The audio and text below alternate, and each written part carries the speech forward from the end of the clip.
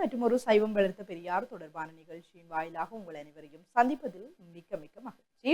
சைவம் வளர்த்த பெரியார் தொடர்பாக பார்க்கின்ற போது வாரம் ஒவ்வொரு சைவம் வளர்த்த பெரியார் தொடர்பாக பார்த்து வருகின்றோம். குறிப்பாக பார்த்தோம் அப்படின்னு சொன்னா சைவம் வளர்வதற்காக அரும்பாடுபட்டு பெரியவர்களுடைய வாழ்க்கை வரலாற்று தொகுப்பை நாங்கள் தருவது வழக்கம். குறிப்பாக அவர்களுடைய வாழ்க்கை வரலாறு தொடர்பாக நாங்கள் பார்க்கின்ற போது அவர்கள் சைவம் சார்ந்து சைவ சமயத்தினுடைய வளர்ச்சிக்கு எவ்வாறு பாடுபட்டிருக்கிறார்கள், அது மாத்திரமில்லாமல் இவர்களுடைய பங்களிப்பு எத்தகையதாக இருந்திருக்கிறது போன்ற பல விடயங்களை நாங்கள் நிகழ்ச்சியின் வாயிலாக பார்ப்பது வழக்கம். அதுபோல இன்றைய நாளிலும் நாங்கள் பார்க்க இருக்கின்ற சைவம் வளர்த்த பெரியார் நயினாதீவு சுவாமிகள். நயினாதீவு சுவாமிகள் தொடர்பாக பார்க்கின்ற போது இவருடைய இயற்பெயர் எவ்வாறாக இருக்க போகின்றது, அது மாத்திரமில்லாமல் இவர் தன்னுடைய வாழ்க்கை பாதையில் எவ்வாறாக வளர்ந்திருந்தார், இவருடைய அந்த வாழ்க்கை போக்கு எவ்வாறு நகர்ந்து சென்றிருக்கின்றது, மக்களுக்காக என்னென்ன விடயங்களை செய்திருக்கிறார் போன்ற பல விடயங்களை நாங்கள் பார்க்கின்ற போது இவர் பல்வேறு விடயங்களுக்காக மக்களுக்கு உதவி புரிந்திருக்கின்றார். குறிப்பாக பார்த்தோம் அப்படின்னு சொன்னா பல நோய்களுடன் வருகின்றவர்கள், உள நோய்களாக இருக்கட்டும் அல்லது பல்வேறு பிரச்சனைகளுடன் வருபவர்களுக்கு திருநூறு அதாவது விபூதிகள் எல்லாம் கொடுத்து அவர்களுக்குரிய அந்த நோய்களை தீர்க்கக்கூடிய ஒருவராக இவர் இருந்திருக்கிறார். அது மாத்திரமல்லாமல் மக்களுக்காக இவர் செய்த தொண்டுகள் ஏராளம் என்றுதான் நாங்கள் சொல்லிக் கொள்ள முடியும். நயினாதீவு சுவாமிகள் அப்படின்னு சொன்னாலே பலர் இவரை தேடி செல்லுகின்ற ஒரு நிலையும் இருந்திருக்கின்றது. காரணம், இவரினூடாக பல நோய்களை பல பிரச்சனைகளை தீர்த்து கொள்ளக்கூடியதாக இருக்கின்றது.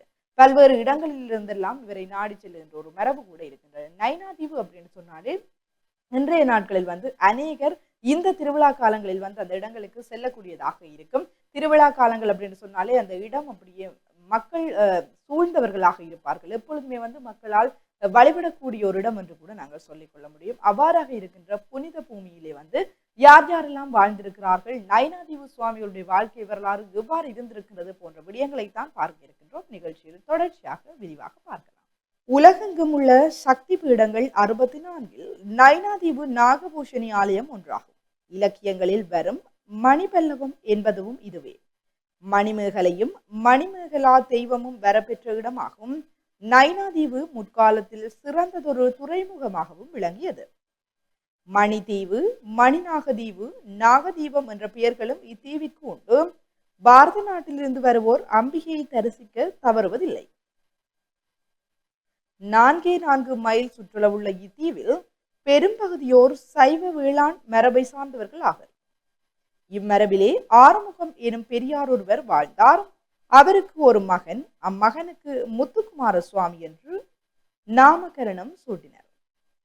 இந்த முத்துக்குமார சாமியே பிற்காலத்தில் நயினாதீவு சாமியார் என்று அழைக்கப்பட்டார்.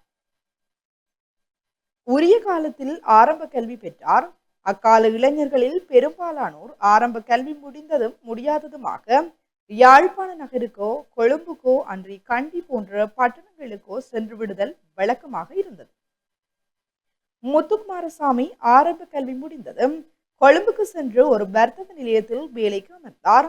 முத்துக்குமாரசுவாமி வர்த்தக நிலையத்தில் சிப்பந்தியாக வேலை பார்த்தாலும் மனம் இறைபணியை நாடியே நின்றது. ஒரு நாள் வர்த்தக நிலைய அதிபர் இவரை ஏசிவிட்டார். அந்த வன் சொல்லை அவரால் பொறுக்க முடியவில்லை. ரமண பகவானுக்கு 16 வயதாகி இருக்கும் போது இவரது தமையனார் இவர் ஒழுங்காக படிப்பதில்லை என்பதை மனதில் கொண்டு இப்படிப்பட்டவனுக்கு இங்கு என்ன வேலை என்று ஏசினார். இந்த ஏச்சு மனதில் தைக்க இது நல்ல விடயத்தை நாடி செல்லுகின்றது, இதை யாரும் தேட வேண்டாம் என்று ஒரு கடிதத்திலே எழுதி வைத்துவிட்டு திருவண்ணாமலைக்கு சென்று விட்டார். இவருடைய துறவுக்கு இவரது தமையனரே காரணமானார். இச்செய்தி போன்றுதான் முத்துக்குமாரசாமியும் ஒரு சீட்டுக்கவி மாத்திரம் எழுதி வைத்துவிட்டு யாருக்கும் சொல்லாமல் கொள்ளாமல் கடையை விட்டு சென்று விட்டார். கவி ஒரு விரசமான கவிதான். ஆனால் அந்த நேரத்து மன உணர்வை அக்கவி படம் பிடித்து காட்டுகின்றது. பல இடங்களிலும் தேடினார்கள், ஊரிலும் தேடினார்கள். முத்துக்குமாரசாமி சென்ற இடத்தை யாரும் அறியார். துறவுக்கேற்ற பக்குவ நிலை ஏற்படும் போது சிறு சம்பவங்கள் கூட துறவுக்கு காரணமாக அமைந்து விடுகின்றன. அக்காலத்திலேயே இந்தியாவிற்கு சென்று வருவதில் எந்தவித கஷ்டமும் இருக்கவில்லை. முத்துக்குமார சுவாமியாருடைய உள்ளம் இறைவனை நாடி இருந்தமையினால் தல யாத்திரை மேற்கொண்டார். மூர்த்தி தலம் தீர்த்தம் முறையாய் தொடங்கினார்க்கு வார்த்தை சொல்ல சற்குருவும் வாய்க்கும் பராபரமே என்ற தாயுமானவருடைய வாக்கிற்படி இவரது யாத்திரை வீண் போகவில்லை. இவரிடத்து விளங்கிய தெய்வ பக்தி, ஞானம், தூய்மை, மன அடக்கம், இன்சொல், அருளோடு கூடிய நோக்கு, எந்த நேரமும் சிவசிந்தனை ஆகிய குணங்கள் இவரை தகுந்த ஒரு குருவிடம் கொண்டு சென்று சேர்த்தன. அவரோடு பல ஆண்டுகள் தங்கி குரு உபதேசமும் சந்நியாசமும் பெற்றுக்கொண்டார். இவரது பக்குவ நிலை அறிந்த குருநாதர், நீ உனது ஊருக்கு செல்லலாம் என்று உத்தரவு கொடுத்தார். குருநாதரை பிரியமெனமின்றி பிரிந்து ஊர் நோக்கி வந்தார்.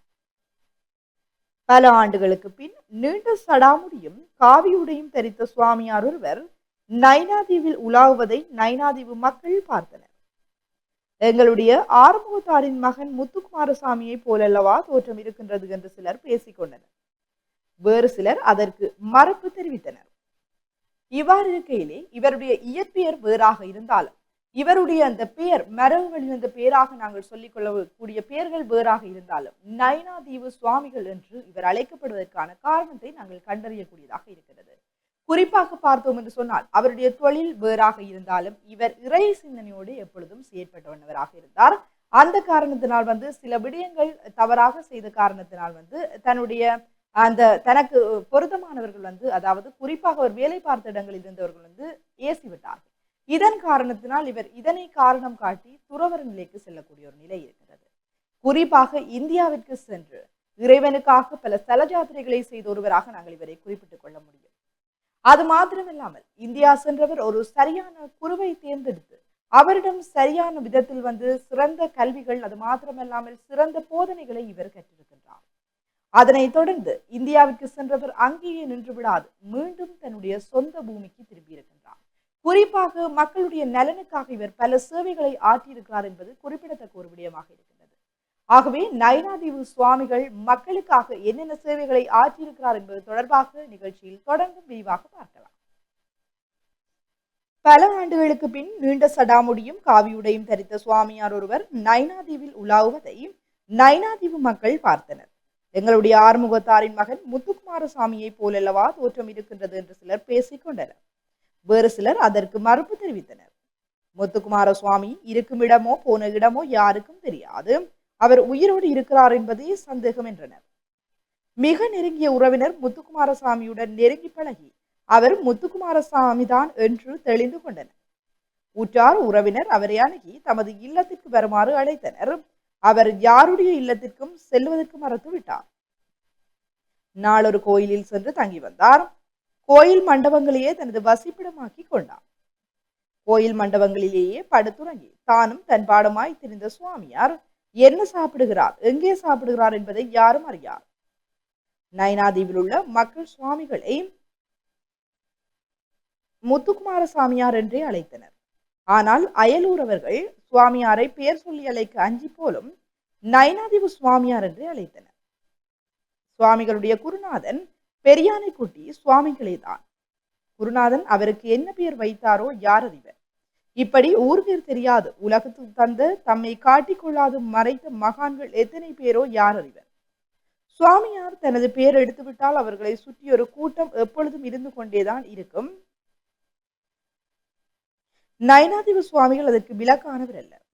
சுவாமிகள் தனது அடியார் கூட்டத்தோடு வடபகுதியில் உள்ள எல்லா ஆலயங்களுக்கும் யாத்திரை செய்து அருளினார். சுவாமியை நாடி வந்தவர்கள் யாவரும் ஏதோ ஒரு வகையில் பயன்பெற்றே சென்றனர். சுவாமி கொடுத்த விபூதியை பெற்று உடல் நோய் உளநோய் தீர்த்தவர் 1000க்கு அதிகமானவர். ஆத்ம ஞானம் நாடி வந்தவர்கள் ஆத்ம ஞானம் பெற்றனர். சுவாமிகளின் சீடர் கூட்டம் இன்று எல்லா ஊர்களிலும் இருக்கின்றது. தமது சீடர்களின் முதல்வரான சண்முகரத்னம் அவர்களை கொண்டு நைனாதீவு தென்மேற்கு பகுதி கடற்கரையில் ஒரு தீர்த்த கேணி அமைப்பித்தார். இன்றும் நைனாதீவு நாகம்மாள் தீர்த்தமாடி வருவது தீர்த்த கேணியில் தான் என்பது குறிப்பிடத்தக்கது ஒன்றாகும். சுவாமிகள் இயல்பாகவே கவிபாடும் திறமை வாழ்ந்தவர். இவர் இயற்றிய தனிப்பாடல்கள் பல உள்ளன.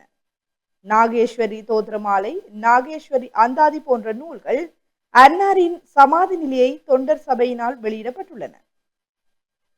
அடியவர்களுடைய இன்னல்களை வாக்கினாலும் நோக்கினாலும் தீர்த்தருடைய சுவாமியர்கள் 1949 ஆண்டு தை மாதம் 26 தமது அன்பரின் இல்லத்தில் யாழ்ப்பாணம் சிவலிங்க புலியடியில் சமாதி நிலை எய்தினார். சுவாமிகளின் திருவுளப்படி அவரின் பூதவுடல் நைனாதீவு காட்டுக்கந்த சுவாமி கோயிலின் மேற்கு புறத்தில் அடியார்களால் சமாதி வைக்கப்பட்டது.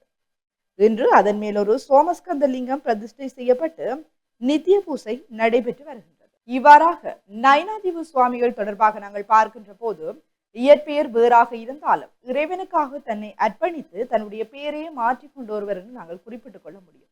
நைனாதீவு சுவாமிகள் பல மக்களுக்கு பல நன்மைகளை செய்திருக்கின்றார். குறிப்பாக உடல் நோய் மாத்திரமல்லாமல் உளநோய்களையும் தீர்க்க வல்லவராக ஒருவராக இவர் இருந்திருக்கின்றார். அது மாத்திரமல்லாமல் தன்னுடைய உறவுகள் அனைத்தையும் இழந்து தன்னுடைய உறவுகளை வேண்டாம் என்று சொல்லி இறைவனுக்காக தன்னுடைய வாழ்க்கையை அர்ப்பணித்தவர்கள் ஒருவராக நைனாதீவு சுவாமிகளை நாங்கள் குறிப்பிட்டுக் கொள்ள முடியும். அந்த வகையிலும் இன்றைய நாளிலும் நைனாதீவு சுவாமிகளுடைய வாழ்க்கை வரலாறு தொடர்பாக விரிவாக பார்த்திருந்தோம். மற்றொரு காணொலியில் மற்றொரு சைவம் வளர்த்த பெரியார் தொடர்பாக பார்க்கும் வரை இன்றைய நிகழ்ச்சியிலிருந்து விடைபெற்று செல்லும் நான் கலின் சத்யகுமார். நன்றி.